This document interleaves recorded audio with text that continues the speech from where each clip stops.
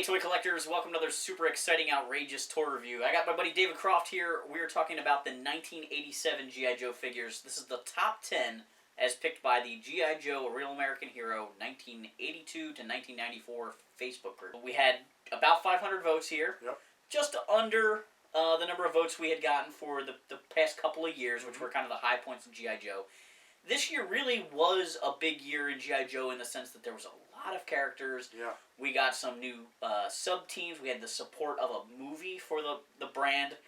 And I know a lot of people's opinions of that movie are not necessarily that high. As a kid, for me, it was really cool to see that quality of animation and to have something on VHS that I could rewatch. Because for me, the cartoon, once it ended, I couldn't watch it anymore, and I was still actively playing with G.I. Joe. So that movie became like almost the way I remember the cartoon. Yeah. The quality of animation, when I would picture the old episodes in my head, they looked like the movie. Yep. Which kind of made the animation even more legendary in my head. Yeah, I agree. I mean, 1987 was a great year. So our number 10 figure is kind of a surprise to me. Yeah. I wouldn't necessarily pick this, and I think as a kid I would have never picked this guy.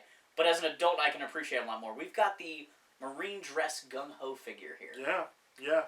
I'm with you. I'm surprised. I know people like this figure, but for it to be in the top 10, I mean, there's some figures in here that got beat out for this Dress Blues Gung-Ho, which, I mean, granted, he's got some great detail. He's got the stickers for the shoulders. He's an interesting, great detail, but top 10, I'm surprised. I still wonder what that conversation was like with management. Like, yeah, we're going to do a guy, he's not for the battlefield. This is like ceremony gung-ho. Yeah. It's not even the general, you know, it's a really unusual unusual pick. And I still crack up anytime I look at the Mobile Command Center box. He's like on there holding his sword, just standing at attention. Like, yeah. I mean, no gun. I mean, he's got, you know, the saber, but that's it. It would have been neat if he came with like the ceremonial that would be cool. rifle. That would... The 21 gun salute. Because you could have had the saber and the gun. Yeah, that would have been a nice second accessory. Yeah. In the number 9 spot, kind of controversial, I think, but definitely a fun toy. Yeah. We've got Big Boa. Yeah. He's got the spiked chest straps. Those rubber boxing gloves were really neat. Like, the way cool. that worked, fit over the hands perfectly, was great. Yep. He had the punching bag that said Joe on it, and the stupid rebreather tube. Yeah. I mean... He had Cobra logos on the gloves. That was great. I mean, you know, a little. Obviously, it's a nod towards, you know, the whole Rocky thing, which that would have been an interesting take if they would have been able to do that. But still, I mean, they made use of that idea, and I thought they executed it well. And it was kind of neat too, because we had just gotten the G.I. Joe drill instructor with Sergeant Slaughter, so to have a trainer guy for Cobra was pretty neat. Yeah, it's cool. In the number 8 spot, we've got a vehicle driver. Yeah. We've got the Worms. Yeah. Interesting. I mean, I know people love this figure. He's got a really good design. Yes, he does. Kind of a ugly shade of brown, though. I mean, to me, every time I see this figure, all I think is Rocketeer. So, yes. You know, I think a lot of people have that same thing. I wonder if that's where the inspiration was, or just kind of coincidence. But that helmet does have the Rocketeer kind of face to it. Yeah. And the dress jacket definitely has that vibe. So he's an artillery gunner, or maybe he drives the tank. I'm not really sure what his role is. Does he operate all 3 parts of that vehicle? I think he's probably an expert in all of it. I mean, he's driving that vehicle. He should be an expert. I mean, the thing that's interesting too is he comes with this antenna, the notorious antenna. And obviously, you know, people are reproing that thing, but I mean, if you can find that antenna with that figure, you know, they're in the money with that figure. It's great. In the number 7 spot, we've always had strong female characters, but to get Jinx, who got like a leading role in the movie on her release year, she never got a ton of play in the comic books. She did actually get a little role in Retaliation. Sure. But that's kind of fan service at this point, any character getting used in a live action movie. But that was a really cool figure as far as the accessories, some of the paint apps. She has fingernail polish. Yeah. The cool dragon tampo. Yeah. I really like this figure. Not one of my favorites, but I have a huge appreciation for it. For not only one, it's another female character, which G.I. Joe always needed more G.I. Joe female characters. And then two, it's a ninja character-ish.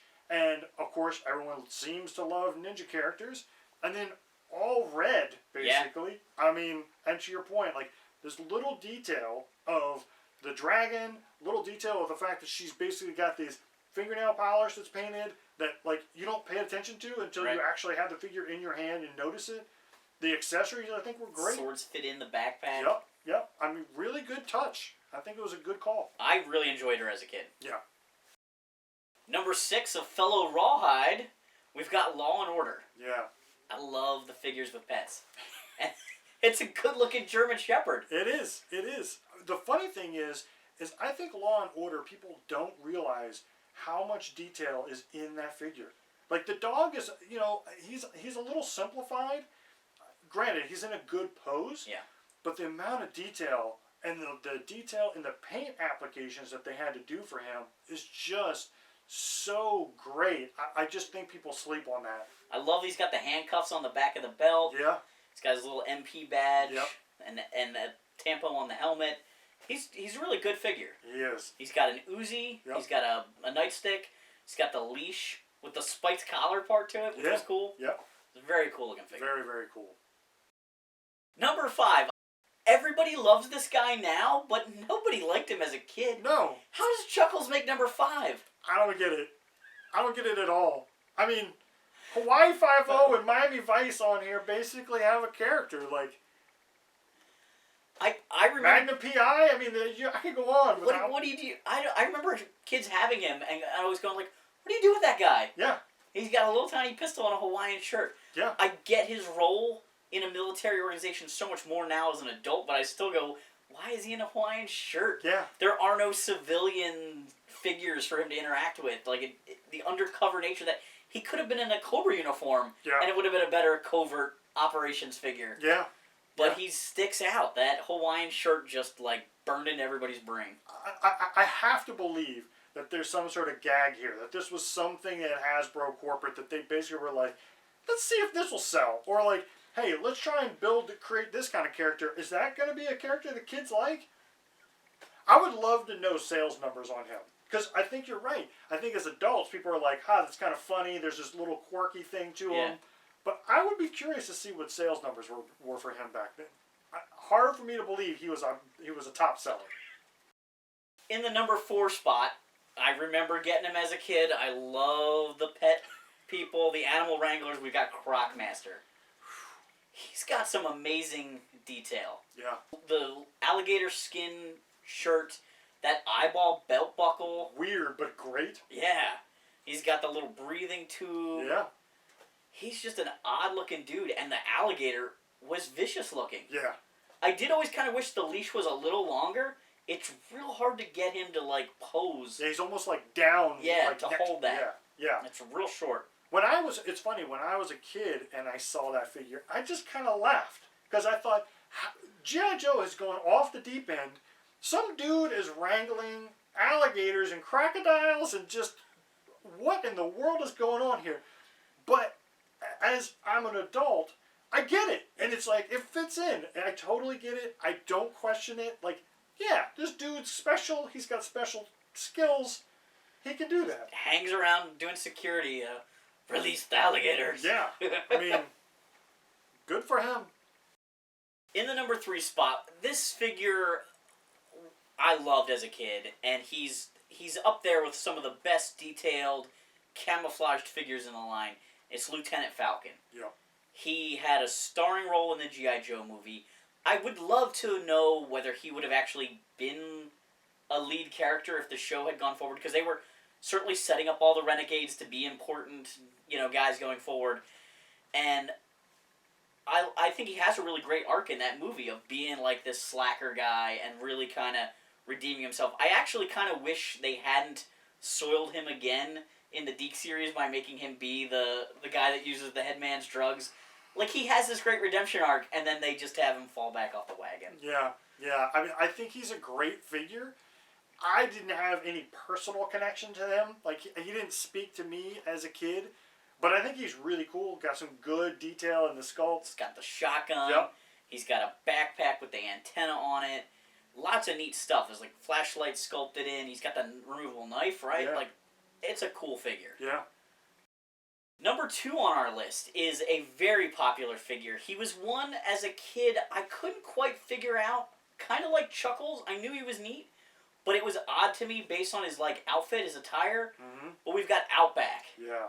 I couldn't quite figure out the white T-shirt. What was the deal with that? The only thing that made any sense to me was because they sold what survival meant on the file card. Because I think if they didn't pay that off, to your point, it was just like, I don't know, did this dude get caught getting dressed and he had to run out and couldn't grab anything and now he's on a survival mission? Like, I don't understand the white T-shirt, but I didn't challenge it so much when I was a kid, and now I just love this figure. He's an amazing figure. Amazing. Yes. I mean, that gun that he comes with, the sculpt of his face and his beard is amazing. I mean, he just looks like a badass. The fact that they gave him removable load-bearing equipment, so many Joes over the years had like the sculpted-on permanent straps, but having that removable was really cool. Yeah. And the biggest rucksack you've ever seen. Yeah.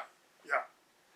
And even the removable flashlight was a cool detail. I mean, really cool. Kind of a pain to try and collect now, but the way that could peg in was a cool feature. I actually remember looking at the Lieutenant Falcon figure from the same year and thinking, he's got the same flashlight, but it doesn't come off. It looks so much better as that separate piece. Yeah, really, really cool. And our number 1 guy, I'm a little surprised.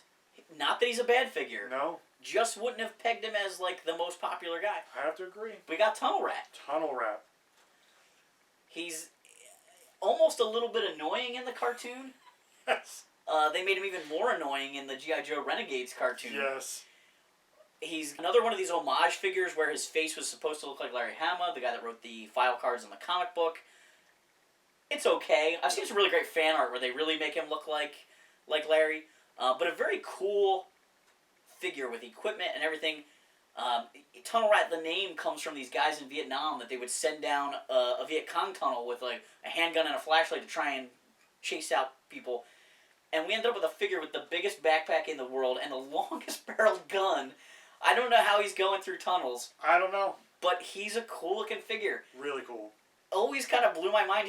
His card art even has like a tunnel. He's in a tunnel on the file card. Yeah. I think this figure is really, really cool. I love the flashlights. I love the backpack. I love the artwork. I actually love all the color decisions that they made for him. But that gun. Like, that gun is fantastic for another character. Yes. But if you're going through tunnels, your name is Tunnel Rat, you shouldn't have one of the biggest guns ever made for the G.I. Joe line. Like, give him some sort of SWAT assault gun, a pistol or a couple of pistols, something, but that gun is ridiculous. I agree. As much as I like it, it's ridiculous. All right, thanks for watching this super exciting, outrageous toy review. Make sure to like, subscribe, and check back for more of these top 10 lists.